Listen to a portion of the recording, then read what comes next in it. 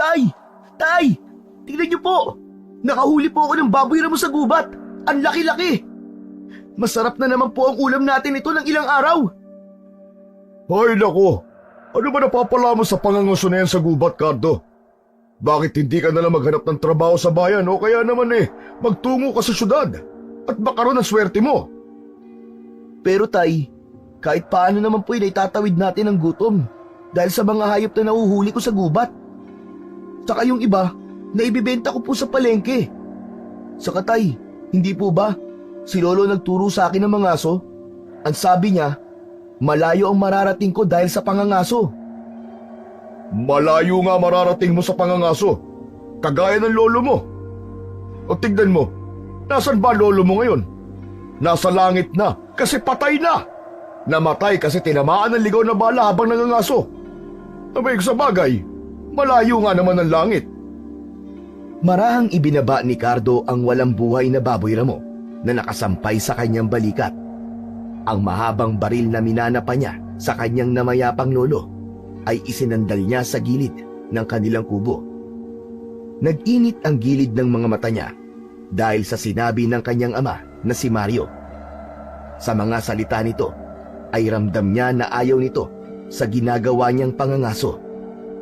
Para kay Cardo ay malaking parte ng buhay niya ang pangangaso sa gubat dahil bata pa lang siya ay tinuturuan na siya ng kanyang lolo. Yun ang isang bagay na iniwan nito sa kanya matapos nitong pumanaw. Cardo, ilang beses ko naman sinabi sa'yo na itigil mo na ang pangangasong yan. Wala kang mapapala dyan. Tignan mo nga yung mga kaklase mo dati at ikumpara mo ang buhay mo sa buhay nila ngayon. Si Romel, si Arnel, nagtatrabaho sa bayan at kumikita ng maayos. Si Pancho nasa Saudi na. Nakaahon na sa hirap ang pamilya nila. Kumuyom ang palad ni Cardo at pinilit niyang labanan ang panliliit na kanyang nararamdaman. Tumitig siya sa kanyang ama at hinayaan niya lang itong magsalita. Yung mga kakilala ko sa bayan, yung mga anak nila, ay may disenteng trabaho kahit high school lang ang natapos. Nakakapag-ambag na sila sa pamilya nila at hindi kagaya mo na hanggang ngayon ay pangangaso pa rin ang ginagawa. Aba, hindi ka ba naiinggit sa kanila niyan, Cardo? Hindi po ako naiinggit sa kanila kasi naniniwala ako na may kanya-kanya po kaming kapalaran. Itong pangangaso ko, ito po ang pinili kong kapalaran para sa akin . Isa pa, pamana po ito ni Lolo sa akin kaya hindi ko po ito maaaring bitiwan. Pamana, pamana, pamana. Yan ba ang pamanang gusto mo? Gusto mo matulad sa kanya na namatay dahil sa pangangaso at hindi man lang nakatikim ng maayos na buhay? Ganun ba ang gusto mo? Tay naman magtiwala lang po kayo sa akin. Alam ko may mararating din po ako sa pangangaso ko. Nangangako po ako na balang araw ay may pagmamalaki niyo rin ako dahil sa ginagawa ko. Kailan pa yung balang araw mo, Cardo? Kailan pa? Hanggang kailan ka mabubuhay sa pantasya mo na may mararating ka sa pangangaso? Hindi ka pa bata. Aba, Cardo, nauubos lang ang panahon mo sa mga walang kwentang bagay. Kung gusto mong mabuhay na maayos, maghanap ka ng totoong trabaho. Kahit anong trabaho. Basta may kikitain ka na hindi galing sa patibong, baril at pana mo. Tay, hindi mo lang alam kung gaano kahalaga ang pangangaso para sa akin. Hindi mo lang nararamdaman kung gaano ko kagustong maipakita sa inyo na may silbi tong ginagawa ko. Ito ang tatandaan mo, Cardo. Mamamatay kang mahirap kung hindi mo tataasan ang pangarap mo sa buhay. Hindi na lang nagsalita si Cardo. Napakabigat na mga salitang binitiwan ni Mario sa kanya para yung mga pako na isa-isang bumaon sa kanyang dibdib. Ngunit sa isip ni Cardo, naniniwala siya na darating ang araw na makikita ng tatay niya na merong magandang maidudulot sa buhay nila ang kanyang pangangaso sa gubat. Mariin na tinanggihan ni Mario na ulamin nila ang nahuling baboy ramo ni Cardo. Kaya kesa sa masayang yon, ay dinala na lamang ni Cardo ang nahuli niyang baboy ramo sa palengke. Ibinenta niya yon sa isa niyang suki na paborito ang ganoong uri ng karne. Pero gaya ng dati, binarat lamang siya ng kanyang suki at naibenta niya yon sa mababang halaga. Ganun pa man, masaya pa rin si Cardo dahil kahit paano ay meron siyang perang kinita. Pagkatapos niyang magbenta ay nagpunta siya sa tindahan ng bigas. Nagulat si Cardo nang may biglang umakbay sa kanya at nang tingnan niya yon kung sino ay napangiti siya nang malaman niya na ang matalik niyang kaibigang si Wantok yon. "Oh, Wantok! Walastik, ikaw pala yan ah! Saan ka naman galing? Oh, amoy araw ka na naman ah!" Hindi ka ba sanay, Cardo? Palagi naman akong amoy araw eh. Aba, sandali lang. Hehe, mukhang naka-jackpot ka na naman ah. Nakapagbenta ka na naman ba ng baboy ramo? Oo, pero hindi jackpot. Alam mo namang ang barat na mga tao rito sa San Cristobal eh. Pero di ko rin sila masisisi kasi walang masyadong pera ang mga tao ngayon eh. Yung kinita ko sapat lang para sa pandalawang araw na pagkain namin ni tatay. Ayos na yan kaysa sa wala, di ba? Pagkakuha ni Cardo sa bigas, ay naglakad na sila ni Wantok pauwi sa kanilang bahay. Habang naglalakad, ay hindi pa rin nawala sa isip ni Cardo ang mga sinabi ng kanyang ama sa kanya. "Wantok, hindi ka ba pinipilit ng mga magulang mo na magkaroon ng maayos sa trabaho?" Hindi naman. Ang sabi nila sa akin, magtrabaho ko kung kailan ko gusto. Saka ayos na raw sa kanila na hindi ako gumagawa ng kalokohan. Buti ka pa. Si tatay kasi, ayaw niya na nangangaso ko. Wala raw ako mapapala sa ginagawa kong yun. Grabe naman yang si Mang Mario. Anong tawag yan sa bigas na hawak mo? Hindi ba katas yan ng pangangaso mo? Ano bang gusto ng tatay mo, Cardo? Yung kikita ka ng libo-libo? Ewan ko ba kay tatay? Kahit na anong paliwanag na gawin ko, walang silbi sa kanya eh. Pero, ikaw Wantok, may pangarap ka ba? Siyempre naman. Kahit paganto-ganto ko, meron din naman akong pangarap, no? Ano bang pangarap mo? Simple lang ang pangarap ko, Cardo. Makakain ng 3 beses sa isang araw, okay na sa akin yun. Ang babaw naman ng pangarap mo. Yun lang kasi ang kaya ko sa ngayon eh. Ang pinapangarap ko lang kasi ay yung alam kong kaya kong gawin para hindi ako masyado masaktan kapag hindi ko naabot ang pangarap ko. Ikaw, ano bang pangarap mo, Cardo? Ang gusto ko lang ay yung maipagmalaki ako ng tatay ko sa ginagawa kong pangangaso. Buong buhay ko, hindi ko kasi naramdaman yun sa kanya eh. Nako, ang drama mo naman, Cardo. Halos lahat ng magulang ay ganyan. Hindi sila nakokontento sa ginagawa ng mga anak nila. Pero dapat, suportahan ka na lang ng tatay mo sa ginagawa mo. At dapat ay magkaroon siya ng tiwala sa'yo. Ay, oo nga pala, maiba ako. Nabalitaan mo na ba yung bagong biktima ng aswang dito sa San Cristobal? Hindi pa. Ano na naman bang nangyari? Yung anak na pangalan ni Aling Celia, patay. Galing daw ng bayan tapos gabi na nakauwi. Hinarang daw ng aswang sa daan at nakita na lang ang katawan na wakwak ang tiyan. Grabe nga raw yung itsura kasi halos wala nang lamang loob. Apihira. Nakakatakot na talaga rito sa San Cristobal. Kahit nga manunugis, sinukuan na tayo sa lakas ng mga aswang na nandito eh. Sinabi mo pa. Sana kahit isang tao lang merong magtanggol sa atin laban sa mga pangit na aswang na yon, ano? Nang makarating na sila sa tapat ng bahay ni Cardo, ay nagpaalam na si Wantok sa kanya. Habang palayo si Wantok, ay pinagmasdan niya iyon.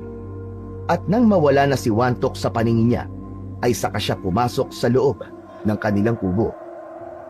Pagpasok pa lang ni Cardo sa bahay nila, ay naramdaman niya na ang bigat na mga matang nakatutok sa kanya. Nakita niya na nakaupo sa kahoy na bangko at seryosong nakatingin sa kanya ang kanyang ama. Alam niyang may sasabihin na naman yon, kaya inihanda na niya ang sarili sa masasakit na salitang maririnig niya. Inilapag ni Cardo ang bigas sa lamesa at inabot niya kay Mario ang natirang pera mula sa pinagbentahan niya ng baboy ramo. "Tay, para po yan sa pambili natin ng ulam." Bakit hindi mo nalang tigilan yung pakikipagkaibigan mo kay Wantok? "Bakit naman, tay? Wala namang ginagawang masama si Wantok ah. Kasi, isa sa mga dahilan kung bakit hindi ka natututong mangarap na mataas ay dahil nakikipagkaibigan ka sa kagaya ni Wantok. Walang direksyon ang buhay ng Wantok ngayon. Paano ka aasenso kung kasama mo ay wala rin namang pangarap? Tay, mabuti pong tao si Wantok. Hindi siya mahilig sa gulo. At saka, matagal na po kami magkaibigan. Alam niyo namang hindi ko siya basta-basta kayang talikuran eh. Yan ang problema sa'yo, Cardo eh. Hindi ka nakikinig sa mga sinasabi ko. Puro ka depensa sa mga ginagawa mo. Lagi ka nalang may dahilan. Pinilit ni Cardo na tumingin ng diretso kay Mario. Sa sandaling yon, ay nagkaroon siya ng kagustuhan na sagutin ang kanyang ama. Bakit tay? Kayo ba? Nakikinig din sa akin? Lahat na lang po na sabihin ko sa inyo ay mali. Ginagawa ko po ang lahat para kahit paano ay mabuhay tayo dahil simula na mamatay si nanay ay hindi na kayo nagtrabaho. Anak niyo ko, pero kahit minsan ay hindi ko naramdaman na mahal niyo ko. Natigalgal si Mario ng saglit, ngunit agad na bumakas sa mukha nito ang galit. Nagulat si Cardo nang bigla siyang sinuntok ni Mario sa bibig. Napaatras siya habang sapo ang bibig niya na dumudugo. Sumusobra ka na, Cardo ah! Nagagawa mo na akong sagutin ngayon! Ano bang ipinagmamalaki mo? Hindi nakakibo si Cardo. Pinigilan niya ang pagpatak ng luha habang nanginginig ang buo niyang katawan. Masakit ang suntok ng kanyang ama, pero mas masakit kung paano siya tratuhin ito. Pakiramdam niya, kahit anong gawin niya, ay hindi siya mauunawaan ng kanyang ama. Kinagabihan, habang natutulog ang tatay ni Cardo, ay tahimik siyang lumabas mula sa kanilang bahay. Dala niya ang mahabang baril at pana na nakasabit sa kanyang balikat. May lubid na nakaikot sa kanyang bewang na ginagamit niya sa pagtatali ng hayop na mahuhuli niya. Madilim ang paligid at tanging liwanag ng buwan ang nagbibigay daan sa kanya patungo sa gubat. Malakas ang kanyang loob at wala siyang takot sa mga usap-usapan tungkol sa aswang na gumagala sa kanilang lugar tuwing gabi dahil sa dala niyang baril at pana. Kung sakali na may aswang na umatake sa kanya, ay alam niyang magagamit niya ang mga yon upang ipagtanggol ang kanyang sarili. Pagsapit niya sa gitna ng kagubatan, ay maingat na nagtago si Cardo sa makapal na halaman. Nakatutok ang mga mata sa paligid habang matyaga siyang naghihintay ng kung anumang hayop na maaari niyang mahuli. Nagulat si Cardo nang marinig niya ang isang putok ng baril na yumanig sa katahimikan ng gubat. Bahagyang napapitlag si Cardo, ngunit mabilis siyang nagdesisyong tuklasin kung sino ang nagpaputok. Lumabas siya mula sa kanyang pinagtataguan at dahan-dahang tinahak ang direksyon na pinanggalingan ng putok ng baril. Mabilis na nagtago si Cardo sa likod ng isang malaking puno. Nang sa hindi kalayuan ay nakita niya ang dalawang lalaki na nagtatawanan. Hawak ng isang lalaki ang malaking agila na nanghihina at duguan. Agad siyang nagkaroon ng hinala na ang dugo ng agila ay mula sa sugat nito sa tama ng bala ng baril. Alam ni Cardo na bawal hulihin o patayin ang agila, kaya lalo siyang nakaramdam ng awa para sa ibon na yon. Isabit na natin to sa puno, pare. Tapos tagtarin natin ang bala. Tingnan natin kung ilang bala magagamit natin bago to mamatay. Nagtawanan ang dalawang lalaki na tila natutuwa pa sa pagdurusa ng agila. Sa sandaling yon, naramdaman ni Cardo ang pag-usbong ng matinding galit at awa sa kanyang dibdib. Alam niyang kailangan niyang gumawa ng paraan upang mailigtas ang kawawang agila.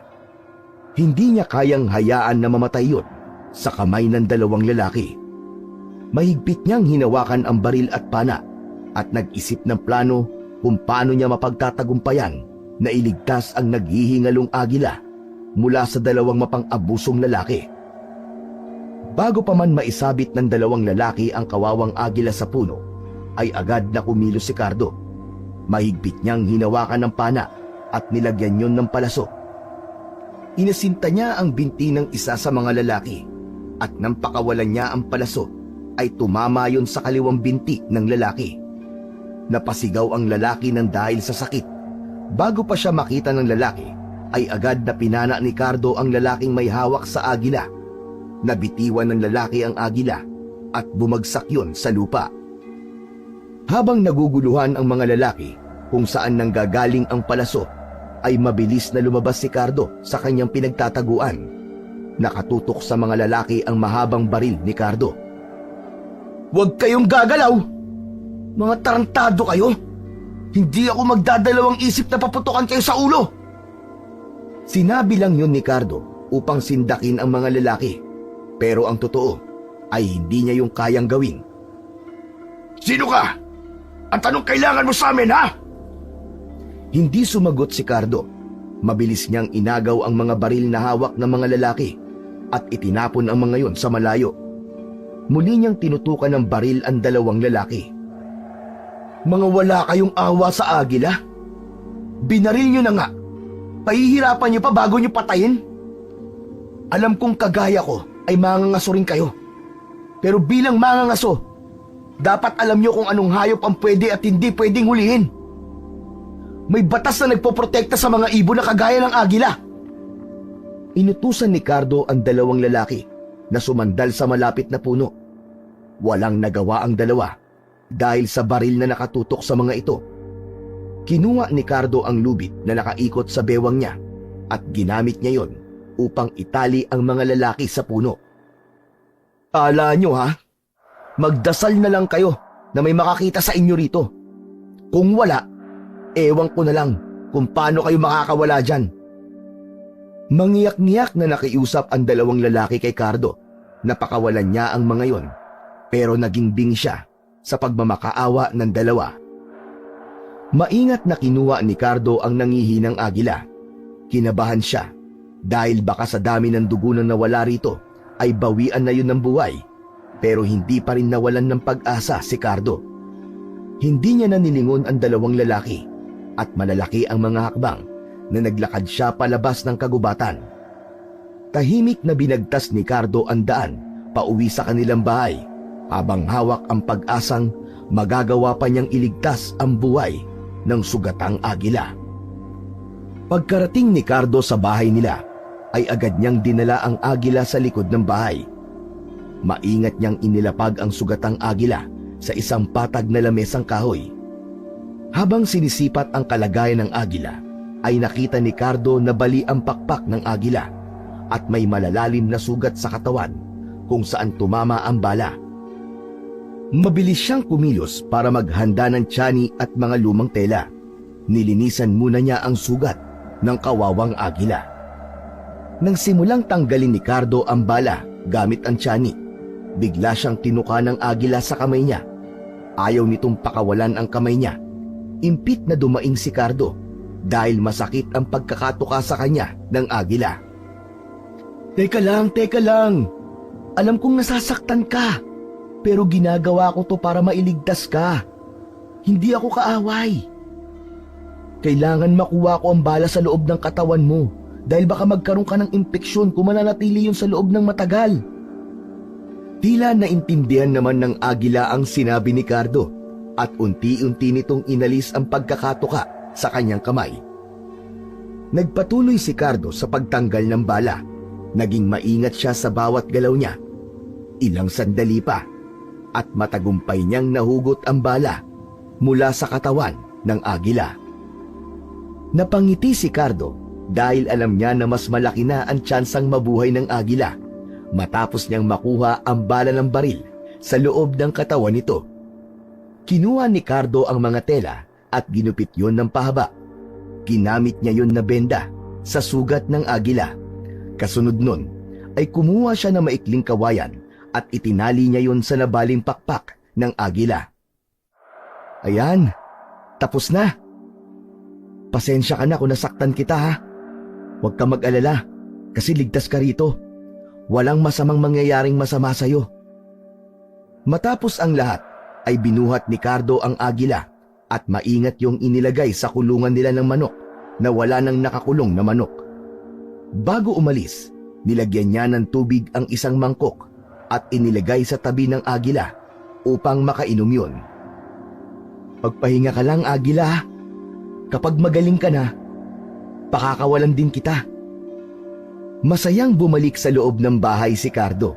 Pagod man siya at walang nahuling hayop para ibenta, ay masaya pa rin ang puso niya dahil may natulungan siyang isang agila. Nang humiga siya sa papag, ay agad siyang pumikit at maya-maya lamang ay mahimbing na siyang natutulog. Pagmulat ng mga mata ni Cardo kinaumagahan, agad siyang bumangon at naglakad papunta sa likod ng bahay. May kaba siyang naramdaman habang palapit siya sa kulungan. Panay ang dasal niya na sana ay buhay pa rin ang agila. Ngunit nang masilip niya ang agila sa kulungan ay napangiti siya nang malaman na kahit paano ay nagkaroon yun ng lakas. Nakataas ang ulo nito at mas matalim ang tingin. Bigla namang dumating ang ama niyang si Mario at nakakunot ang noo nito habang nakatingin kay Cardo. Ano yan nandyan sa kulungan, Cardo? Nag-alaga ka ba ulit ng manok? Hindi po, tatay. Agila po ang nakakulong dito. Ano ka mo? Agila? At saan ka naman nakahuli ng agila? Nakita ko po sa gubat kagabi.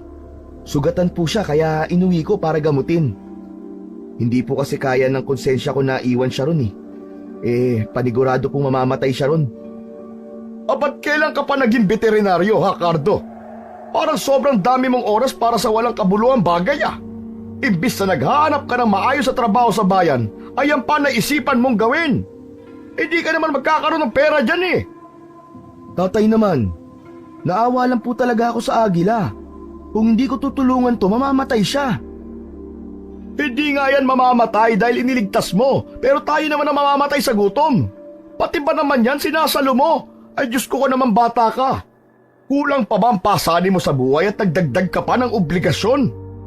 Abay, ibalik mo na lang yan sa gubat at hayaan mo kung anong mangyari dyan. Ayoko po, tay. Nangako po ako sa sarili ko na aalagaan ko ang agilang to hanggang sa gumaling siya. Huwag po kayo mag-alala. Dahil sa oras po na kaya niya nang lumipad, ibabalik ko po siya ulit sa gubat. Matiim na tiningnan ni Mario si Cardo. Hindi nagpatinag si Cardo at ipinaramdam niya na kahit anong sabihin ni Mario ay hindi niya ito susundin. Bahala ka na nga, bata ka. Bahala ka magsayang ng oras sa walang kwentang agila na yan. Galit na tumalikod si Mario at bumalik na sa loob ng kubo nila. Naiwan si Cardo na mas determinado na alagaan ang agila hanggang sa kaya na nitong lumipad. Sa mga sumunod na araw ay hindi pa rin nagpatinag si Cardo sa pag-aalaga sa agila. Bawat umaga, pagkagising niya ay diretso siya sa likod ng bahay na may dalang pagkain at tubig para sa agila. Palihim siyang bumili ng kaunting piraso ng karne sa palengke upang ipakain sa agila. Kung wala man siyang pera, ay nagbubungkal siya ng lupa para maghanap ng mga bulate. Nung una, tila natatakot at wala pang tiwala ang agila kay Cardo. Kaya naman madalas siya nitong tinutuka sa kamay. Ngunit kalaunan ay nasanay na yon sa presensya ni Cardo at tila palagi ng masaya sa tuwing palapit sa kulungan. Bago matulog ay sinisiguro ni Cardo na malinis ang mga benda ng agila. Maingat niyang nilalagyan ng bagong gupit na tela ang sugat nito upang maiwasan ang impeksyon. Sinuri din niya ang kawayan na sumusuporta sa nabaling pakpak ng agila at pinapalitan yun tuwing kailangan upang siguruhin hindi bumabaliko ang pakpak nito. Pagkalipas ng 3 araw, nagulat si Cardo nang makitang matibay ng nakakatayo ang agila sa kulungan nito. Kahit hindi pa rin ito kaya ang mga malalaking galaw, ay nakita niya rito ang unti-unting pagbalik ng lakas nito. Tuwing hapon, maingat na inilalabas ni Cardo ang agila sa kulungan at hinahayaang magpalakad-lakad. Palagi nitong ikinakampay ang malalaki nitong pakpak na tila sinusubukan nitong lumipad. Dumating ang ika-5 araw at doon na nakita ni Cardo ang malaking pagbabago sa agila. Matikas na ang tindig nun at medyo gumaling na ang sugat nito. Ngunit kahit medyo malakas na ang agila, Alam ni Cardo na hindi pa rin ito kayang lumipad. Sa bawat araw na lumipas ay mas lalong lumalakas ang pag-asa ni Cardo na darating ang araw na magagawa na muling makalipad ng agila. Isang hapon, nakaluhod si Cardo sa harap ng bahay nila habang matyagang nagbubungkal ng lupa gamit ang itak.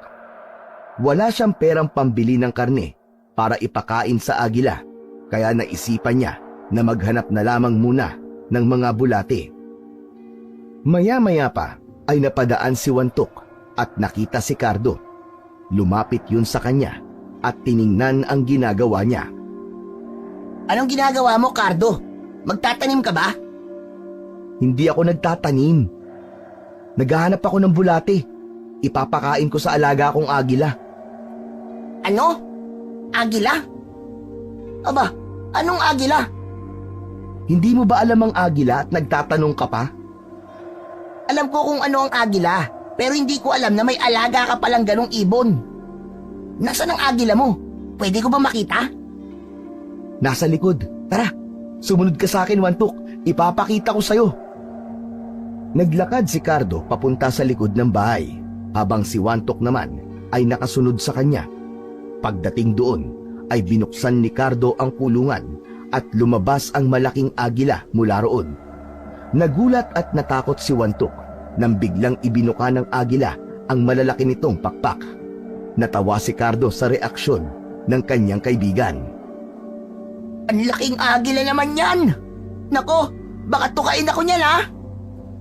Tutukain ka lang niya kapag alam niyang sasaktan mo siya.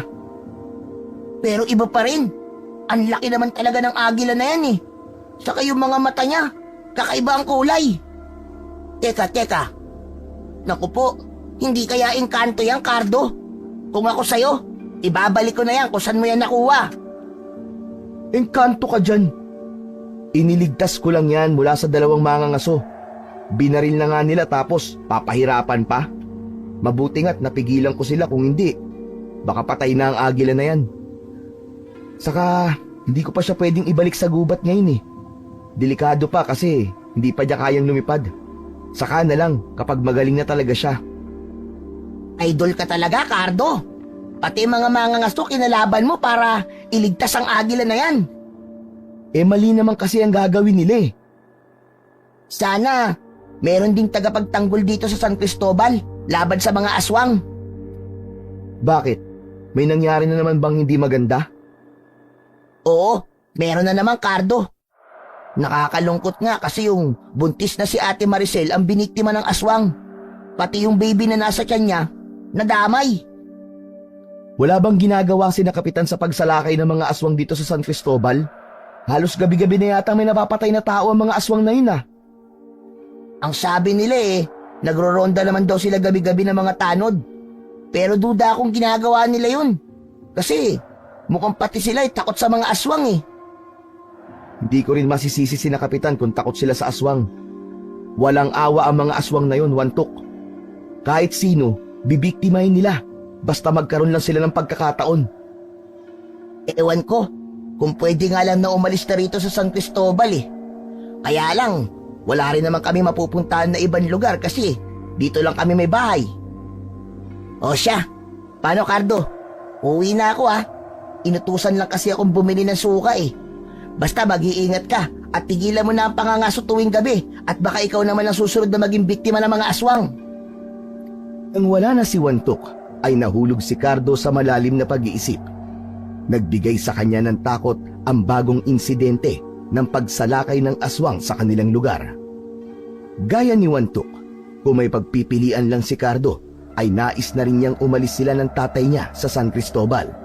Pero wala silang kakayahang gawin yon dahil wala silang ibang mapupuntahan. Isang gabi, habang nagsasaing si Cardo, ay dumating ang ama niyang si Mario na pagewang-gewang. Nang mapadaan si Mario sa harapan niya, ay naamoy niya ang alak, kaya nalaman niyang lasing na naman ang kanyang ama. "Saan po kayo nag-inom, tay?" Ay, sa tindahan ni Carmen. Napadaan lang ako tapos sinaya ako. Oo nga pala, nakapagluto ka ba ng ulam natin ha?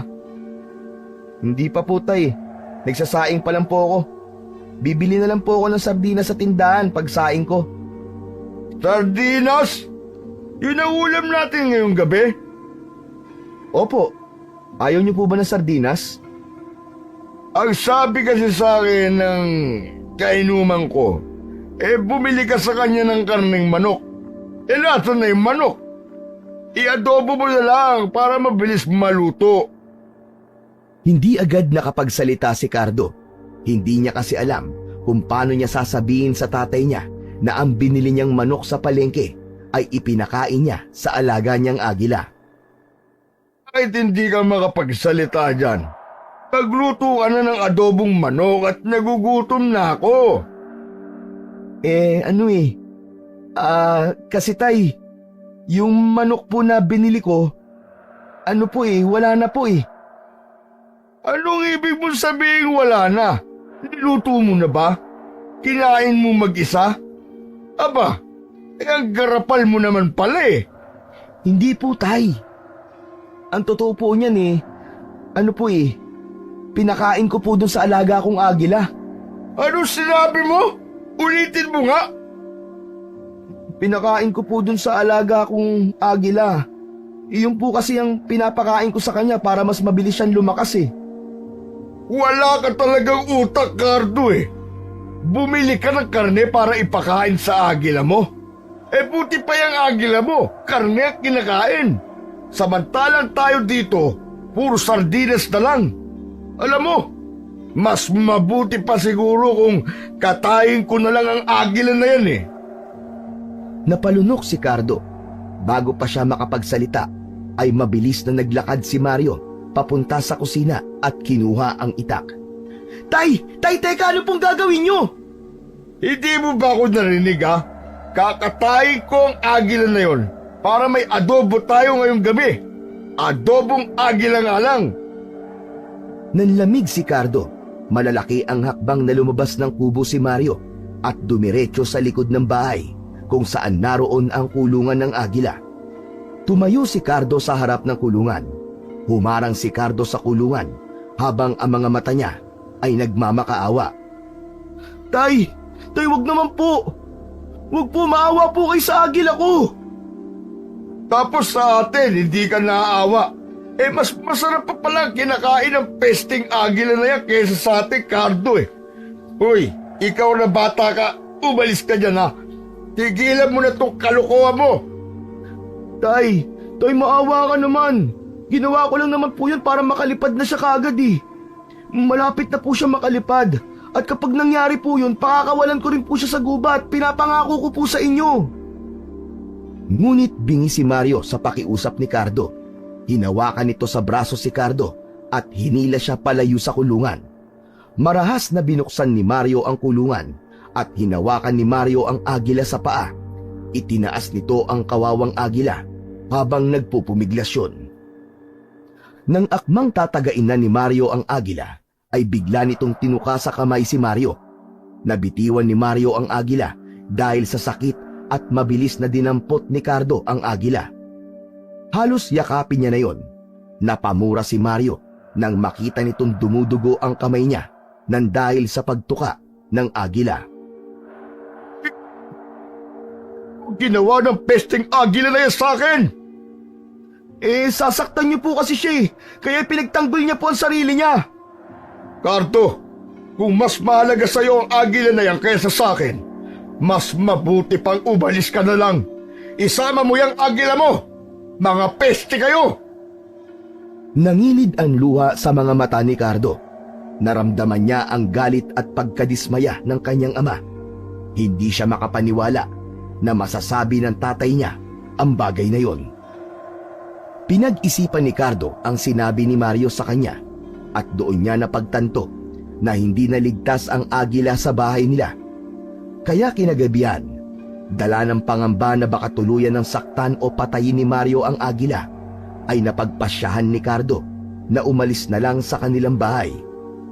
Bitbit ang ilang gamit at kanyang alaga ay naglakad siya patungo sa bahay ni Nawantok. Nang kumatok siya sa bahay ni Nawantok, ay si Wantok ang nagbukas ng pinto. Nagulat ito nang makita siya. Oh, Cardo! Anong ginagawa mo rito ng ganitong oras? Pasensya ka na, Wantok ha. Pwede bang makituloy muna ako rito? Nag-away kasi kami ni tatay. Gusto niya kasing patayin tong alaga kong agila eh. Pinatuloy siya ni Wantok at kinausap ang mga magulang nito. Nang marinig ng nanay at tatay ni Wantok ang kanyang kwento, ay pumayag ang mga ito na pansamantala siyang tumuloy doon. Tuwang-tuwa naman si Cardo at labis ang pasasalamat niya sa buong pamilya ni Wantok. Simula noon, sa bahay ni Wantok na tumira si Cardo, pero kahit wala siya sa bahay nila, ay nag-aalala pa rin siya para sa kanyang ama.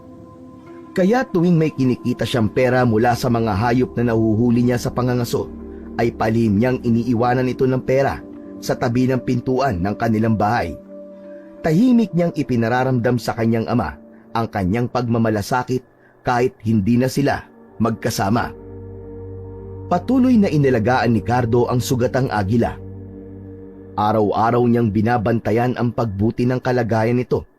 Minsan, habang pinapakain niya ito ng mga nahuhuling bulate at mga hayop mula sa gubat, ay napapangiti siya kahit may lungkot sa kanyang mga mata. Alam kasi ni Cardo, kapag tuluyan ng gumaling ang pakpak ng agila at kaya na nitong lumipad, ay darating ang araw na kailangan niya na itong pakawalan. Dumating na ang araw na matagal nang inasam ni Cardo. Isang umaga, habang pinapakain niya ang agila, ay napansin niyang naipapagaspas na nito ng maayos ang mga pakpak nito. Alam niya, panahon na para palayain ang agila. Aba, mukhang malakas na talaga yung agila mo, Cardo ah. Kaya nga eh. Nakakatuwa, Wantok. Pakakawalan ko na siya ngayon. Ibabalik ko na siya sa gubat. Pero hindi ba delikado kung sa gubat mo siya pakakawalan? Doon siya nabaril eh. Siguro, mas mabuti kung sa bundok mo na lang siya pakawalan. Oo nga no. May punto ka, Wantok. Sa bundok ko na lang siya pakakawalan. Tara, samahan mo ko. Nako, hindi kita masasamahan eh. Pupunta kasi kami ni nanay sa palengke. Sayang, ganun ba? O sige, ako na lang mag-isa. Mag-iingat ka ah, at huwag ka magpapagabi. Alam mo naman, baka may makasalubong kang aswang. Matapos na mag-usap ni Cardo at Wantok, ay dinala kagad ni Cardo ang agila sa bundok. Halos 1 oras siyang naglakad bago siya nakarating sa mataas na bahagi ng bundok. Pinakawalan na niya ang agila at agad yung lumipad ng mataas. Nagpaikot-ikot yun sa ere na para bang sinasabi kay Cardo na kaya na talaga nitong makalipad. Maya-maya pa ay dumapo sa isang sanga ng puno ang agila at ipinagaspas ang malalaki nitong mga pakpak. Matapos yun, ay muli itong lumipad. Habang pinagmamasdan ni Cardo ang paglipad ng agila, ay hindi niya napigilan ang pagluha. Labis ang saya niya na sa wakas ay nakalipad na ulit ang agila.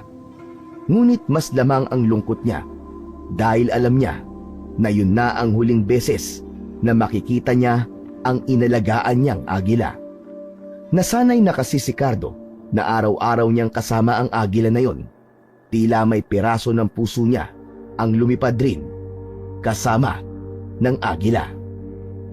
Mag-iingat ka at sana ay wala ng tao ang mananakit sa'yo. Hanggang sa muli, kaibigang agila. Bumaba na si Cardo ng bundok nang may ngiti sa labi at bahagyang lungkot sa puso. Ngunit sa pagbalik ni Cardo sa bahay ni Wantok, ay labis siyang nagulat sa kanyang nakita. Nandun ang agila, nakadapo sa kahoy na bakod at tila naghihintay sa kanya. "Oh, agila! Anong ginagawa mo rito? Bakit ka bumalik dito?" Nilapitan ni Cardo ang agila at hinayaan niya itong dumapo sa kanyang braso. Sa sandaling yon ay dumating na si Wantok kasama ang nanay nito. Oh, sandali lang. Akala ko ba'y pakakawalan mo na yan, Cardo? Pinakawalan ko na siya kanina, Wantok. Dinala ko pa nga siya sa bundok kanina pero pagbalik ko dito, ayan, siya ang naabutan ko. Nako, baka nasanay na siya na lagi kang kasama, Cardo. Paano yan? Anong plano mo? Pakakawalan ko pa rin siya, Wantok. Alam ko na masakit na hindi ko na siya makakasama. Pero hindi dito sa kapatagan ng natural niyang tahanan. Doon siya sa bundok o sa gubat nakatira. Tumingin si Cardo sa agila at hinaplos ang balahibo nito. Agila, naiintindihan kita. Siguro ay gusto mo rin na palagi tayo magkasama. Pero kailangan mong bumalik sa bundok eh. Doon ang tamang lugar para sa'yo. Doon ang tahanan mo. Naisip ni Cardo na gagawa pa rin siya ng paraan upang muling dalhin ang agila sa bundok dahil doon ay mas ligtas ito. Sa tingin niya kasi ay baka mapag-interesan ng ibang tao ang agila at baka yun pa ang maging dahilan para mamatay ito. Kinagabihan, habang tahimik na natutulog si Cardo, ay naalimpungatan siya at may kakaibang pakiramdam ang bumalot sa kanya. Nang mapatingin siya sa bintana, ay nanlaki ang mga mata niya nang makita na nakadapo roon ang agila. Tahimik na tumayo si Cardo upang hindi magising sina Wantok at ang mga magulang nito. Nilapitan niya ang agila nang may kasamang pagtataka dahil hindi niya alam kung paano yun nakawala sa kulungan. Anong ginagawa mo dyan? Paano ka nakawala sa kulungan mo? Nagulat si Cardo nang bumuka ang mga pakpak ng agila at lumipad. Nagmamadaling lumabas si Cardo ng bahay upang tingnan kung saan nagpunta ang agila. Nakita niya yun na lumilipad ng mababa palabas ng bakuran ni Wantok. Sumipol siya upang lumapit ang agila pero nagpatuloy pa rin yun sa paglipad palayo. Walang nagawa si Cardo kundi sundan ang agila para hulihin yun at ibalik sa bahay ni Wantok. Hoy! Agila, sandali! Saan ka mapupunta? Ngunit hindi uminto ang agila hanggang sa lumipad yon papasok sa kagubatan. Walang nagawa si Cardo kundi sumunod sa agila. Matagal niya yung sinundan hanggang makarating sila sa isang malawak na bakanting lupa sa gitna ng kagubatan. Sa ilalim ng isang malaking puno ay huminto ang agila. Ay, salamat naman at huminto ka na. Halika na, umuwi na tayo. Inunat ni Cardo ang isa niyang braso upang dumapo roon ng agila pero nanatili yung nakatayo sa ilalim ng puno. At sa hindi inaasahang pangyayari, biglang nagliwanag ang agila. Sa harapan ni Cardo, ang kanyang alagang agila ay dahan-dahang nag-anyong tao.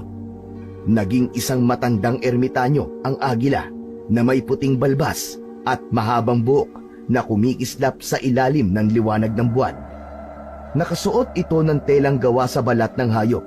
May hawak itong tungkod na gawa sa kahoy. Labis na nagulat si Cardo sa nakita. Hindi na siya nag-isip at tumalikod na siya para tumakbo. Ngunit biglang lumitaw ang ermitanyo sa kanyang harapan. Wag! Maawa ka sa akin! Huwag mo akong sasaktan! Maawa ka po! Huwag kang matakot, Cardo. Wala akong masamang gagawin sa'yo. Hindi ako naniniwala. Tama nga si Wantok. Isa kang engkanto! Ngumiti ang ermitanyo at tumingin sa kanya ng mahinahon. Hindi ako isang engkanto, Cardo. Ako si Bagwis. Isa akong makapangyarihang ermitanyo. Anong kailangan mo sa akin? Papatayin mo ba ako? Hindi kita papatayin. Eh kung ganun anong pakay mo sa akin?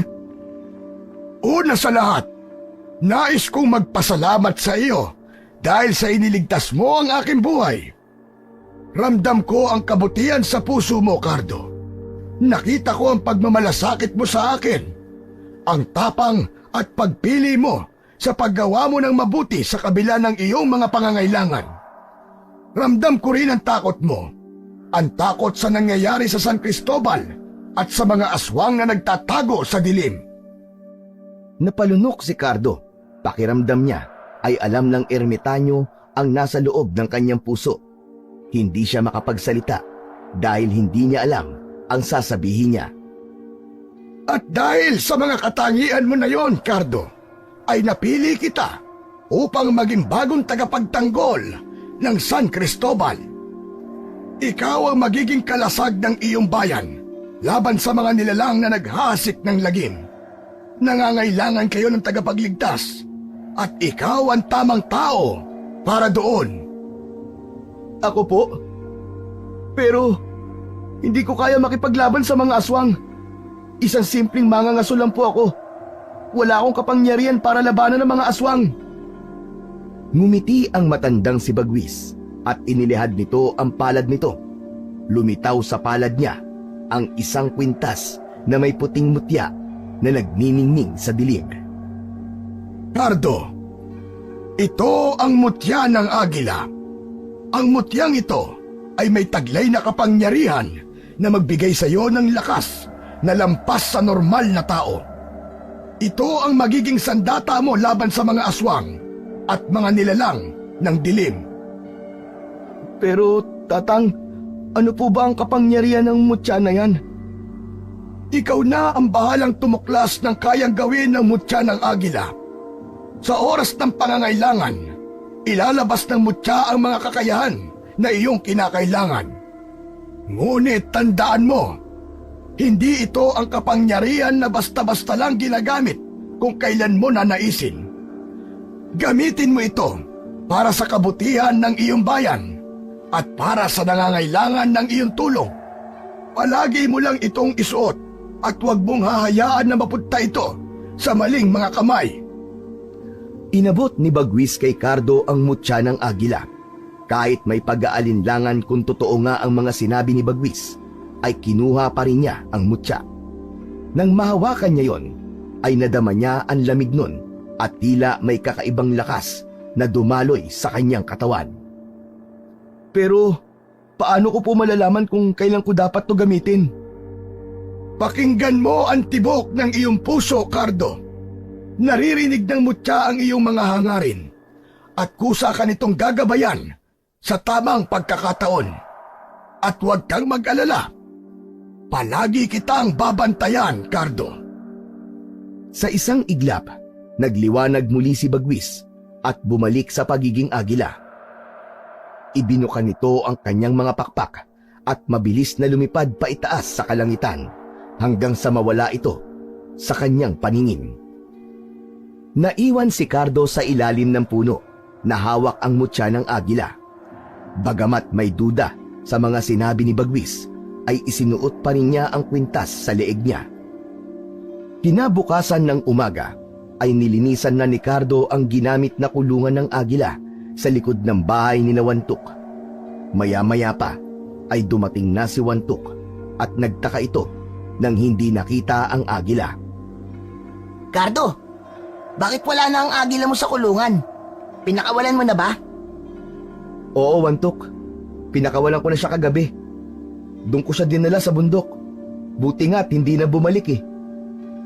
Nakita ni Cardo na napatingin si Wantok sa kwintas na suot niya. Aba, bago yan ah. Saan mo nakuha? Ang alin? Yan oh, yung kwintas mo. Napulot ko lang doon sa bundok nung pinakawalan ko yung agila. Nagandahan ako kaya, eto, ginawa kong kwintas. Ang ganda! Puting-puti. Tignan mo yung palawit oh. Sa gitna ng pag-uusap nila ay dumating ang nanay ni Wantok. Inutusan nito si Wantok na kumuha ng panggatong sa bundok. Pero umungot si Wantok at sinabi nito na tinatamad ito. Pinagalitan si Wantok ng nanay niya dahil sa katamaran nito. Sumingit si Cardo sa usapan ng dalawa at sinabi niya na siya na lamang ang kukuha ng panggatong sa bundok. Tutal ay wala naman siyang ginagawa. Nagpasalamat ang ina ni Wantok at si Cardo ay kagad na naglakad patungo sa bundok, dala ang isang itak. Tahimik na naglalakad si Cardo sa bundok. Panay ang linga niya sa paligid upang maghanap ng mga tuyong kahoy na pwedeng gamitin na panggatong. Makalipas lamang ang ilang sandali ay may kakaiba siyang naramdaman. Huminto muna siya sa paglalakad dahil nagkaroon siya ng pakiramdam na may sumusunod sa kanya. Nagpatuloy siya sa paglalakad at nang makarinig siya ng yabag sa likuran niya ay mabilis siyang lumingon. Tumambad sa kanya ang dalawang pamilyar na muka, ang mga mangangasong gustong pumatay sa agila niya noon. Oh, nagulat ka ba ha? Ilang araw ka na naming sinusundan para makakita ng magandang pagkakataon para makaganti kami sa'yo. Kayo na naman? Heh, dapat lang sa inyong ginawa ko. Masyado kang matapang ha. Tignan natin ang tapang mo ngayon. Kinabahan si Cardo dahil alam niyang walang laban ang dala niyang itak sa baril ng dalawang lalaki. Huminga siya ng malalim at saka siya tumakbo ng mabilis papunta sa itaas ng bundok. Ilang beses siyang pinaputukan ng mga lalaki, ngunit lahat ng yun ay naiwasan niya. Hindi niya maintindihan, pero ramdam niya na hindi siya nahihirapang tumakbo kahit papataas ang bundok na tinatakbuhan niya. Hindi huminto sa pagtakbo si Cardo dahil ramdam niya na nakasunod pa rin ang mga lalaki sa kanya. Napahinto si Cardo nang makarating siya sa gilid ng isang mataas na bangin. Sinilip niya ang ilalim ng bangin at napalunok siya dahil sobrang lalim nun. Huminto ang dalawang lalaki nang ilang di pa na lamang ang layo kay Cardo. Nakakalokong tumawa ang mga yon. Wala ka nang pupuntahan ngayon. Dito na magtatapos ang buhay mo, bata. Itinutok ng isang lalaki ang baril nito kay Cardo, habang ang isa naman ay nanatiling nakangisi. Sa pagkakataon na yon, ay naisip ni Cardo na hindi niya hahayaan na mapatay siya ng mga lalaki at mas nanaisin pa niyang mamatay mula sa pagkakahulog sa bangin. Mariin na pumikit si Cardo at walang pagdadalawang isip na tumalon siya sa bangin. Habang nasa ere siya, ay ramdam ni Cardo ang malamig na hangin na dumadampi sa kanyang katawan. Ngunit biglang nagliwanag ang mutya ng agila at naramdaman niya na bumagal ang pagbulusok niya hanggang sa tuluyan na siyang lumutang sa ere. Ibinuka niya ang mga braso niya at para siyang isang agila na bumaba sa pinakaibaba ng bangin. Hindi siya makapaniwala sa nangyari. Tumingala si Cardo at nakita niya ang dalawang lalaki na nakasilip mula sa itaas ng bangin. Ngunit kahit pa sobrang layo na mga yon, ay kitang-kita pa rin niya ang muka ng dalawa. Pakiramdam niya ay meron siyang mga mata ng isang agila na may kakayahang makakita ng malinaw sa mga bagay kahit pa nasa malayo yon. Naalala ni Cardo ang mga sinabi ni Bagwis tungkol sa mutya ng agila at sa pagkakataong yon ay tuluyan na siyang naniwala sa mga sinabi ng ermitanyo. Totoo ngang may taglay na kapangyarihan ang mutya na ipinagkatiwala nito sa kanya. Isang malaking ngiti ang gumuhit sa labi ni Cardo. Napuno siya ng kasabikan at determinasyon na tuklasin pa ang mga kapangyarihan ng mutya. Alam niya na yun na ang simula ng bagong yugto ng kanyang buhay. Ang pagganap sa tungkuling ipagtanggol ang San Cristobal laban sa mga aswang. Isang tahimik na gabi sa San Cristobal, palihim na umalis mula sa bahay ni Nawantok si Cardo. Bitbit niya ang kanyang bagong lakas na dulot ng mutya at nais niyang subukan ang mga kakayahan nito. Damang-dama niya ang pagbugso ng kakaibang enerhiya sa buo niyang katawan. Umakyat si Cardo sa isang mataas na puno kung saan tanaw niya ang kalawakan ng San Cristobal. Tumayo siya sa matibay na sanga at nagmasid sa paligid. Hindi pa rin siya makapaniwala na kayang-kaya niyang makita ang mga bagay-bagay kahit pa sobrang layo ng mga yon. Hanggang sa natigilan si Cardo nang nakita niya sa malayo ang kanyang ama na si Mario. Halatang lasing yon dahil sa pagewang-gewang yon na maglakad. Kinabahan siya nang may dalawang aswang ang humarang kay Mario. Hindi na nagdalawang isip si Cardo. Mabilis siyang tumalon pababa sa puno at mabilis na tumakbo patungo kay Mario. Dama niya ang kakaibang bilis ng mga paa niya. Napansin niya na naging malalaki ang distansya ng bawat hakbang niya hanggang sa naramdaman niyang literal na siyang nakalutang sa ere. Sa sobrang bilis ng takbo niya, ay lumipad na siya na parang isang agila. Sa isang kisap mata, ay nakarating na siya sa kinaroroonan ng kanyang amang si Mario. Napaatras si Mario sa gulat nang makita nito na bigla na lamang lumitaw si Cardo sa harapan niya. Oh, Cardo! Anong ginagawa mo rito? Magtago na muna kayo, Tay. Ako nang bahala sa dalawang aswang na to. Ano ka mo? Mga aswang? Nasaan? Ayan oh, nasa likod niyo. Naku po! May aswang nga! Tumitig si Cardo sa dalawang aswang na nakangisi. Sa pagkakataon na yon, ay nagtiwala si Cardo sa kapangyarihan ng mutya ng agila. Hindi na siya makapaghintay na subukin ang kayang gawin ng mutya ng agila pagdating sa pakikipaglaban sa mga aswang. Naramdaman na lamang ni Cardo ang paglitaw ng itak sa isang kamay niya. Biglang sumugod ang isang aswang kay Cardo. Mabilis niya yung naiwasan dahil naging matalas ang mata niya at nahulaan niya kagad kung ano ang gagawin ng aswang. Mabilis na gumalaw si Cardo at nagawa niyang tagain ang aswang sa balikat. Napaurong ang aswang habang nanlilisik ang mga mata. Sumugod na ang isa pang aswang at sinubukang sakmalin si Cardo sa leeg. Ngunit sa bilis ng galaw ni Cardo, bigla siyang naglaho sa harap ng aswang. Napunta siya sa likod nito. Itinaas niya ang kanyang itak at tinaga ang likod ng aswang na naging dahilan upang sumigaw ito ng malakas. Nagningning ang mutya ng agila at lalo niyang naramdaman ang kanyang lakas. Sumalakay ang dalawang aswang ng magkasabay, ngunit naglaho muli si Cardo. Sa isang iglap ay napunta siya sa likod ng dalawang aswang at buong lakas niyang tinaga ang braso ng isa. Naputol ang braso at napahiyaw sa sakit ang aswang. Bumagsak yun sa lupa, ngunit nanatili pa ring buhay.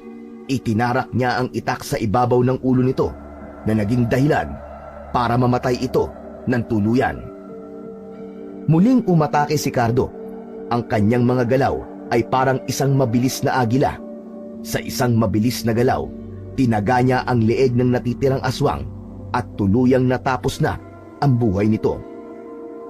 Pagkatapos ng laban, habol ni Cardo ang kanyang hininga habang tinitignan ang mga bangkay ng mga aswang na nakalugmok na sa lupa. Hindi siya makapaniwala sa kapangyarihan ng mutya na ipinamalas nito sa pakikipaglaban sa mga aswang. Naalala ni Cardo ang tatay niya. Nilapitan niya ito habang nakatago ito sa likod ng isang puno. Takot na takot ito at hindi makapaniwala sa nasaksihan. Tay, kumusta po kayo? Nasaktan po ba kayo? Nasugatan ka ba ng mga aswang na yon? Anak, paano mo nagawa lahat ng yun? Hayaan niyo po ako makapagpaliwanag. Hindi. Huwag kang lalapit. Hindi na ikaw ang anak ko. Isa kang halimaw. Halimaw ka! Hindi niya na nagawang magpaliwanag nang biglang tumakbo ang kanyang amang si Mario. Habang pinanonood ang sariling ama na tumatakbo palayo dahil sobrang takot sa kanya. Hindi siya kumilos upang pigilan si Mario. Hinayaan niyang lumayo ito habang nangilid ang luha sa kanyang mga mata. Maya-maya pa ay hinawakan ni Cardo ang mutya ng agila. Salamat sa tulong mo, mutya. Dahil sa'yo, nailigtas ko ang tatay ko. Sa gabing iyon, batid ni Cardo na ang pagiging tagapagtanggol ng San Cristobal ay may mabigat na kapalit. Ngunit kahit ano pa ang kapalit nun, ay handa siyang tanggapin basta maipagtanggol niya lamang ang lahat ng mga tao sa San Cristobal laban sa mga aswang. Simula noon, ay gabi-gabing nagbantay na si Cardo sa mga madidilim na sulok ng San Cristobal. At sa tulong ng mutya ng agila, ay nagagawa niyang labanan at patayin ang mga aswang na nakakaharap niya. Tuwing umaga, hindi makapaniwala ang mga tao dahil hindi na tao ang nakikitang patay, kundi mga aswang na. Habang dumadami ang mga aswang na napapatay ni Cardo, ay siya ring pagbilis ng pagkalat ng usap-usapan ng mga taga San Cristobal sa katauhan ng kanilang tagapagligtas. Unti-unting napalitan ng pag-asa ang takot ng mga tao dahil naniwala ang lahat na merong palihim na kumikilos upang ubusin ang mga aswang na umaatake at nagdudulot ng takot sa buong San Cristobal. Isang umaga, habang abala si Cardo sa pag-aayos ng mga panggatong sa likod ng bahay ni Wantok, ay lumapit sa kanya ang kaibigang si Wantok. Cardo! Cardo! Narinig mo na ba ang usap-usapan ngayon dito sa San Cristobal? Tungkol na naman ba sa aswang? Oo, pero ngayon, magandang balita na tungkol sa aswang. Pinag-uusapan ng mga tao ang tungkol sa isang tagapagtanggol na pumapatay sa mga aswang. Alam mo ba, tuwing umaga, palagi na lang may natatagpuan na bangkay ng aswang. Oo. Narinig ko na nga ang tungkol sa tagapagtanggol na yan. Mukhang nagkatotoo nga ang dasal natin na sana magkaroon na ng kahit isang tao na lalaban sa mga aswang dito sa lugar natin. Oo nga Kaya nga sobrang saya ko ngayon, Cardo. Sa wakas, meron nang may lakas ng loob na labanan ng mga aswang. Hindi na tayo matatakot kapag gabi na.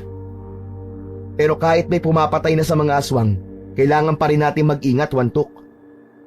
Tama ka naman doon. Pero, Cardo, sino kaya yung tagapagtanggol na yun, no? Nakapagtataka rin kung paano niya nagagawang talunin ng mga aswang. Baka mas mabuti na rin hindi na natin alamin kung sino siya. Ang importante sa ngayon, Wantok, nandyan siya at nakikipaglaban siya sa mga aswang para sa ating lahat. Kung sa bagay, tama ka naman, Cardo. Pero nakakabilib talaga siya Sana makilala ko siya minsan para mapasalamatan ko siya ng personal. Alam mo kasi, idol ko na siya ngayon Oh, akala ko ba ako lang ang idol mo? Di, dalawa na kayong idol ko. Mga idol. Natawa si Cardo sa sinabi ni Wantok. Lihim din na natuwa si Cardo sa mga sinabi ni Wantok dahil nalaman niya na natutuwa ang mga tao sa ginagawa niya. Pero nakapagdesisyon na siyang hindi siya kailanman magpapakilala sa mga tao. Hindi niya na kailangan ang papuri ng mga tao dahil ang tanging gusto niya ay matapos na ang takot ng mga tao sa San Cristobal sa mga aswang.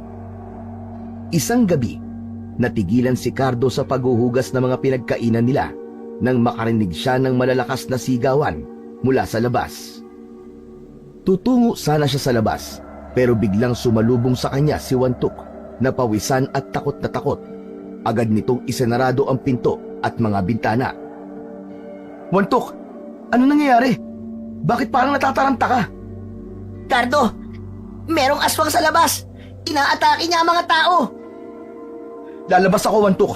Kailangan kong harapin ang mga aswang na yan bago pa mamasaktang iba. Mabilis na hinawakan ni Wantok ang braso ni Cardo. Ano ba sinasabi mo, Cardo? Papatayin ka ng aswang na yun. Huwag kang lumabas. Hayaan na lang natin na harapin siya ng tagapagtanggol natin dito sa San Cristobal. Hindi agad nakapagsalita si Cardo.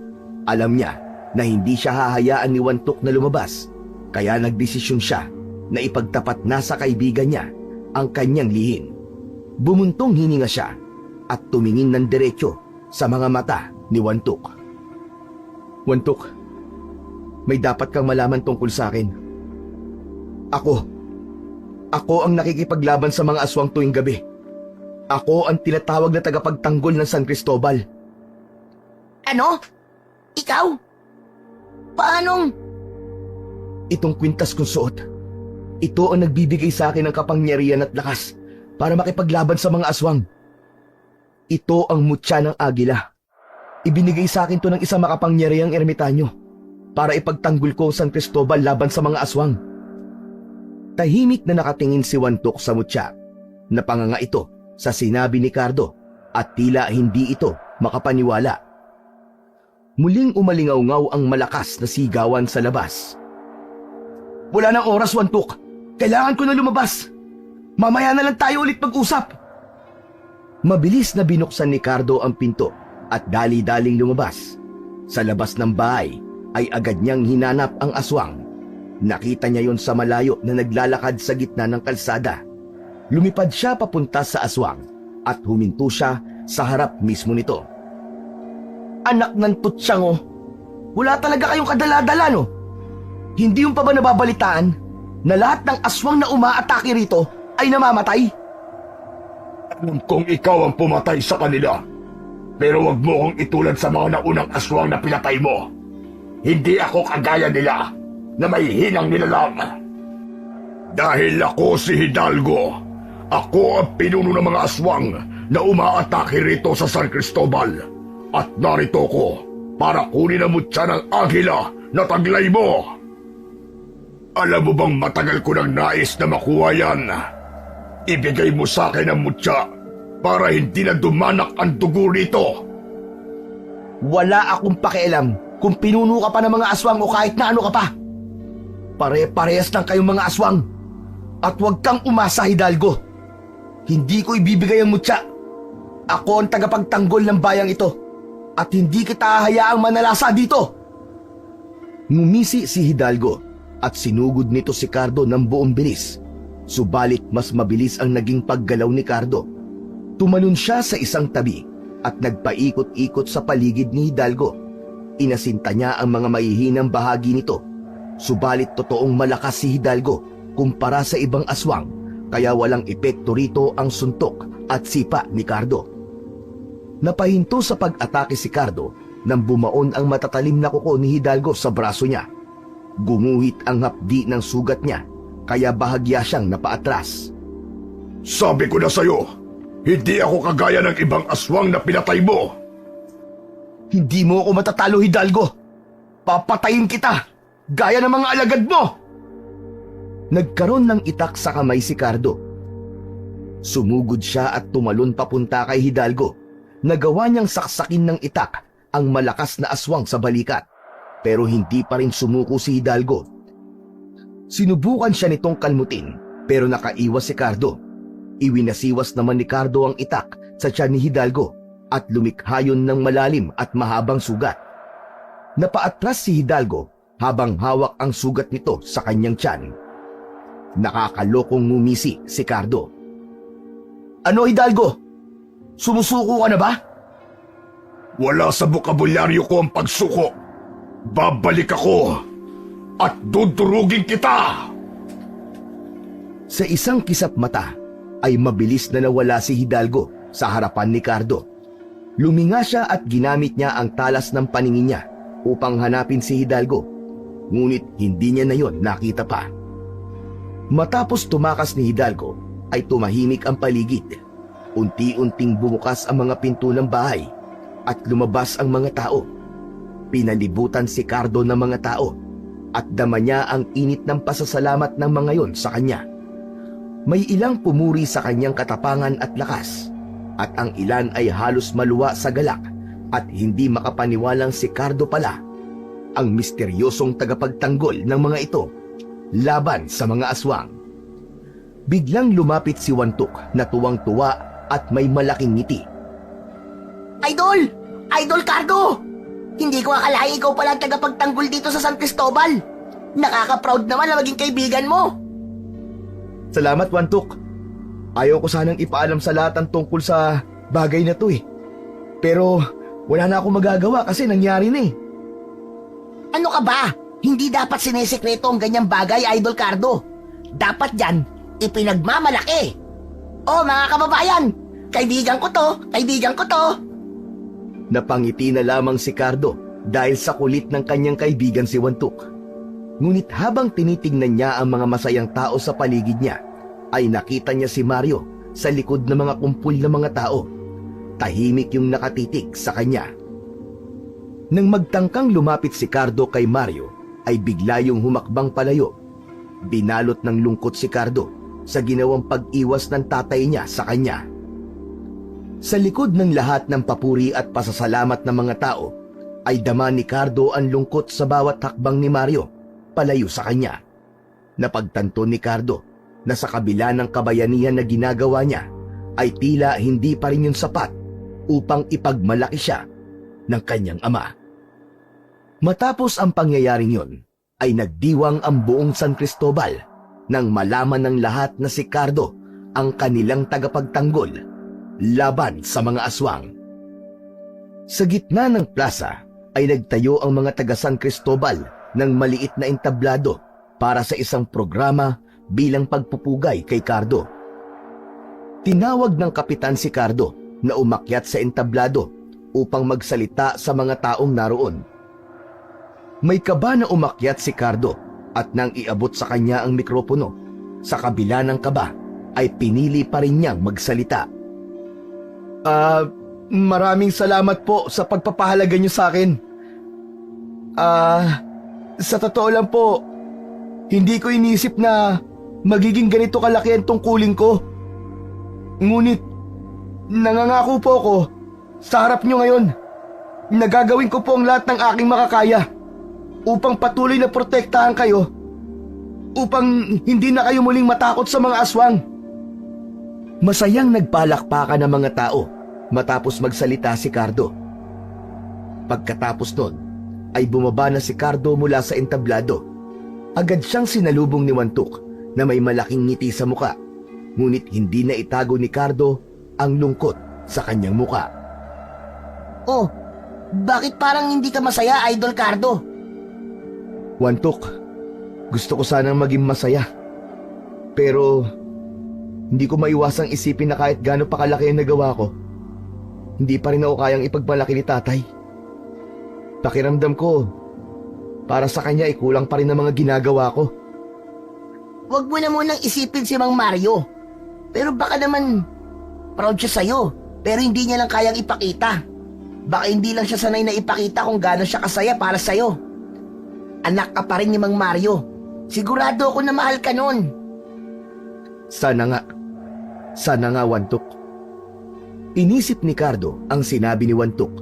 Tila nabigyan siya ng kaunting pag-asa, kahit may bigat pa rin sa kanyang puso. Sa gitna ng kasiyahan ng San Cristobal, napagtanto niya na kahit hindi man niya naramdaman ang suporta ng kanyang ama, ay may mga taong tulad ni Wantok na ipinagmamalaki siya. Isang umaga, paglabas ni Cardo sa bahay ni Wantok, ay nakita niya ang agila na nakadapo sa isang matandang puno sa harapan ng bahay. Napangiti siya dahil alam niyang si Bagwis ang agila na yon. Biglang lumipad ang agila palayo. Alam ni Cardo na nais ng agila na sundan niya yon, kaya walang pag-aatubili ay sinundan niya ang agila hanggang sa mapunta sila sa gitna ng kagubatan. Makalipas ang ilang minuto ng paglalakad, ay nagsimulang bumaba ang agila. Bago pa man bumaba ang agila sa lupa, ay nagliwanag na yon at naging si Bagwis. Naglakad si Bagwis palapit kay Cardo. Atang, sa wakas, nagkita tayo ulit. Palagi kitang nakikita, Cardo. Gaya ng sinabi ko, nakabantay ako sa'yo, kaya alam ko ang lahat ng ginagawa mo. Ipinagmamalaki kita. Ipinakita mo sa akin ang tapang at dedikasyon mo bilang tagapangalaga ng mutya ng agila. Maraming salamat po, Tatang Bagwis. Kung hindi po dahil sa inyo, hindi ko magagampanan ang tungkulin ko para sa bayan namin. Pero, hindi ko lubusang maramdaman ang kasiyahan. Ang nag-iisang tao na nais kong ipagmalaki ako, ang tatay ko po. Ramdam ko na hindi siya masaya sa ginagawa ko. Darating din ang panahon, Cardo, na makukuha mo ang pagmamahal na matagal mo nang gustong maramdaman mula sa iyong ama. Magtiwala ka lamang.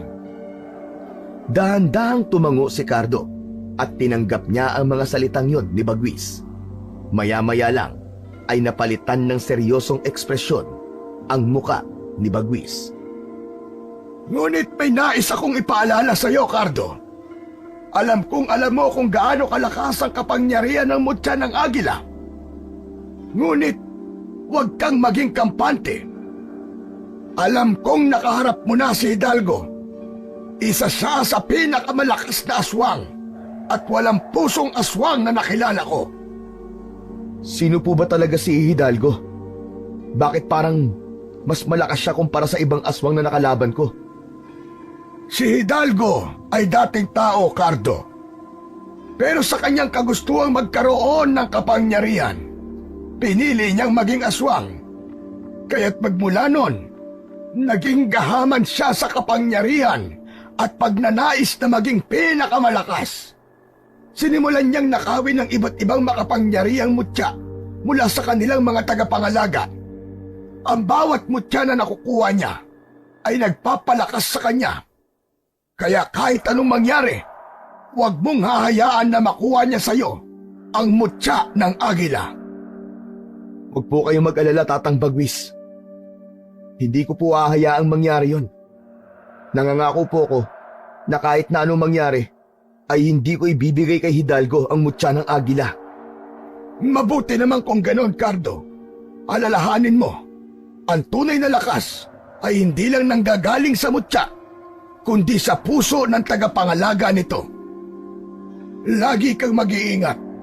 Malakas ang pakiramdam ko na paparating na ang isa sa pinakamatinding laban mo. Muling nagliwanag ang buong katawan ni Bagwis at muli itong naging agila. Mabilis siyang lumipad palayo habang nakatanaw si Cardo. Tinandaan niya ang lahat ng sinabi ni Bagwis at doon pa lang ay inihanda na niya ang sarili sa mga susunod na pakikipaglaban niya sa mga aswang, lalong-lalo na kay Hidalgo. Ilang gabi na naging tahimik at payapa ang San Cristobal. Nagkaroon ng hinala ang mga tao na tuluyan ng natakot ang mga aswang kay Cardo. Ngunit iba ang pakiramdam ni Cardo. Alam niya sa sandaling yon ay papalapit na ang isang matinding laban na tinutukoy ni Bagwis noon sa kanya. Hanggang isang gabi, nagulantang ang buong San Cristobal sa mga sigawan ng mga taong takot na takot. Nagkagulo ang lahat sa pagsalakay ni Hidalgo. Agad na lumabas si Cardo sa bahay ni Lawantok upang harapin si Hidalgo at sinabi niya sa sarili, sa gabing yun, tatapusin niya na ang buhay ni Hidalgo. Agad niyang tinungo ang lugar ng kaguluhan at sa sandaling magkaharap sila ni Hidalgo ay agad niyang sinimulan ang pakikipaglaban. Sa umpisa pa lang, ipinakita na ni Cardo ang kanyang buong lakas na nagmumula sa mutya ng agila. Ang kanyang mga mata ay tila nagliwanag. Punong-puno siya ng matinding determinasyon na manalo sa laban kay Hidalgo. Sa gitna ng pakikipaglaban ni Cardo kay Hidalgo ay isang bagong tuklas na kapangyarihan ang ipinakita ng mutya ng agila. Nagkaroon ng mga kamay niya ng matutulis at matitigas na kuko na tulad ng sa agila. Gamit ang mga yon ay mabilis niyang binigyan ng sunod-sunod na sugat si Hidalgo at halos wala na itong pagkakataon upang makaganti. Galit at takot ang bumalot kay Hidalgo habang patuloy ito na dinidepensahan ang sarili. Tatakas sana si Hidalgo pero mabilis itong sinunggaban ni Cardo at gamit ang lakas ng mutya ng agila, iinilipad niya si Hidalgo ng napakataas at walang pagdadalawang isip na binitiwan ni Cardo si Hidalgo. Halos hindi na makagalaw si Hidalgo nang bumagsak ito sa lupa. Sa pagbaba ni Cardo ay nakita niya ang paghihingalo ni Hidalgo.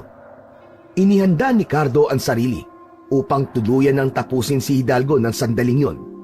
Ngunit sa hindi inaasahang pagkakataon ay narinig niya ang pag-iyak ni Hidalgo. Maawa ka, Cardo. Huwag mo patayin. Hindi ko ito ginusto. Nais ko lang makuha ang mutya ng agila dahil yun lamang ang may kapangyarihan na ibalik ako sa pagiging tao. Ayoko na ng buhay na ito.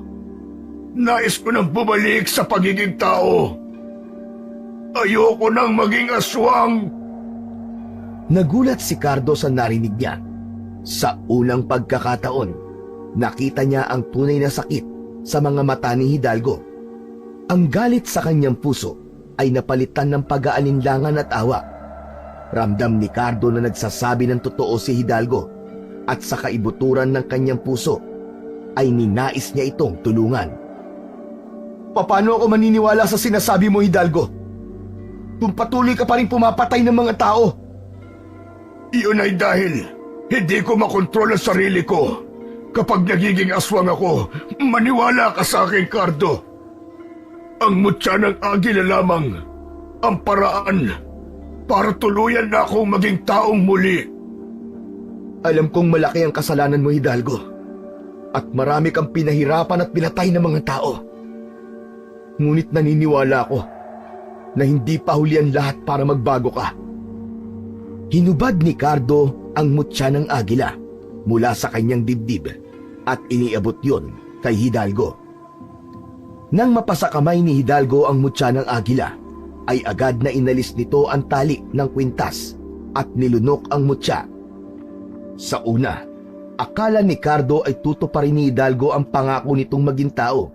Ngunit sa halip, nakita niyang biglang gumaling ang mga sugat ni Hidalgo at bumalik ang lakas nito. Tumatawang bumangon si Hidalgo.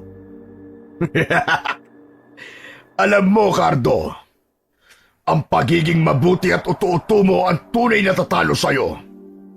Inakala mo ba talaga na nais kong maging tao? Ayoko na maging tao dahil ayokong maging mahina. Walang yakang hayop kang, Hidalgo ka. Nilinlang mo ako. Dahil napakadali mong linlangin.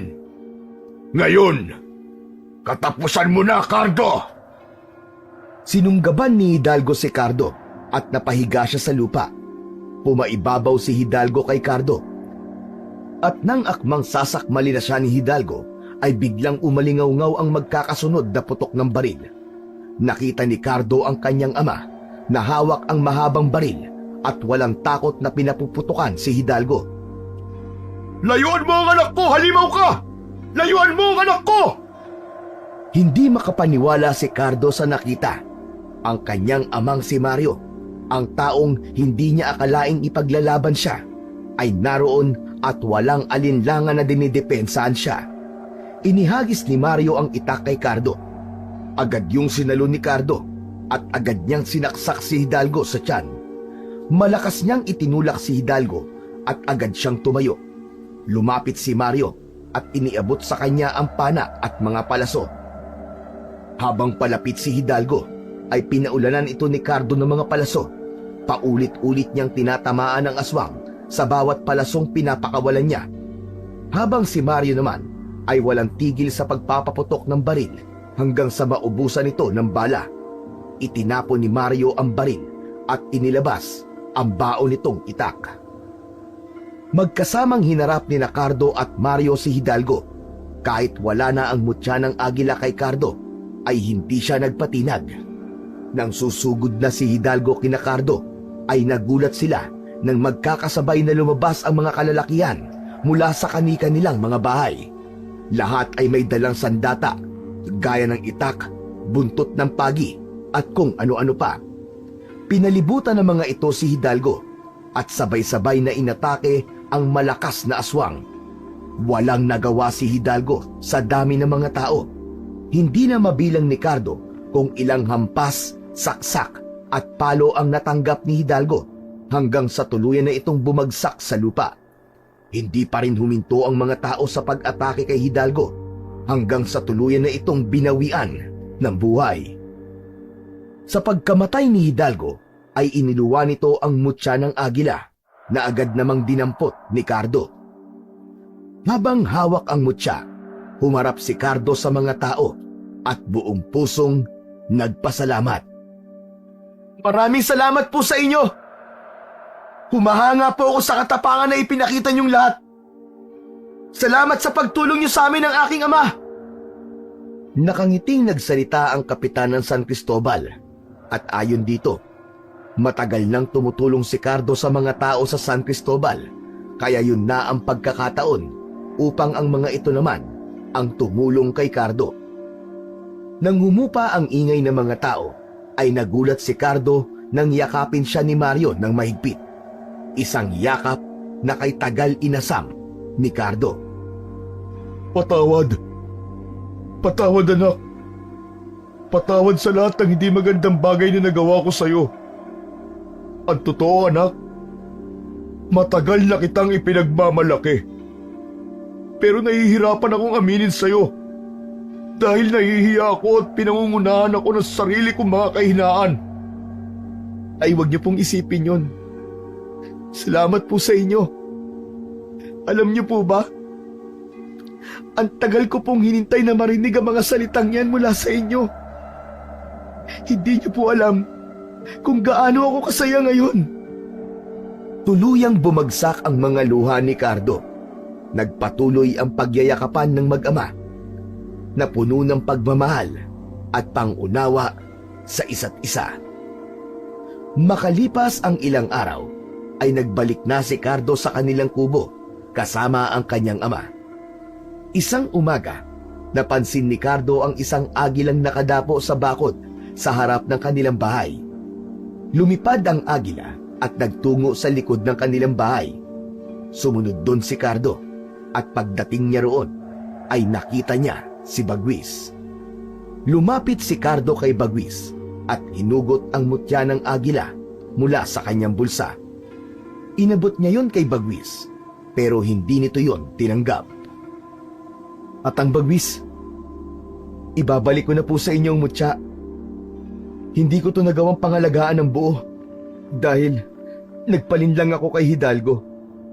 Hindi ako ang karapat-dapat na humawak nito. Cardo, ikaw pa rin ang karapat-dapat na tagapangalaga ng mutya ng agila. Ang isang tunay na mandirigma ay hindi nalulugmok sa kanyang pagkakamali, kundi natututo rito. Ang panlilinlang ni Hidalgo ay hindi kabawasan sa iyong kabayanihan, kundi isang paalala na kahit ang pinakamalakas ay maaaring magkamali. Tao ka lamang, Cardo. Hindi ka ligtas sa pagkakamali. Pero gamitin mo ang pagkakamaling yon para mas maging matalino at masanda sa susunod na laban. Umagos sa puso ni Cardo ang sinabing yun ni Tatang Bagwis. Mahigpit niyang ikinulong sa kanyang palad ang mutya ng agila. Ang iyong laban sa mga nilalang ng kadiliman ay hindi pa natatapos, Cardo. Maganda ka sapagkat mas maraming pagsubok ang darating. Ngunit sa ngayon, binabati kita sa iyong tagumpay at sa tagumpay ng buong San Cristobal. Muling nag-anyong agila si Bagwis at lumipad paitaas. Nakangiting pinagmasdan ni Cardo ang paglipad ng agila. Sa sandaling yun, ay naramdaman ni Cardo ang isang panibagong simula. Nakangiti siyang tumingala sa langit habang ang kanyang puso ay puno ng pag-asa at lakas ng loob. Nangako siya sa kanyang sarili at sa mutya ng agila na patuloy siyang magiging tagapagtanggol ng mga tao laban sa kasamaan. Tay! Tay! Tingnan niyo po!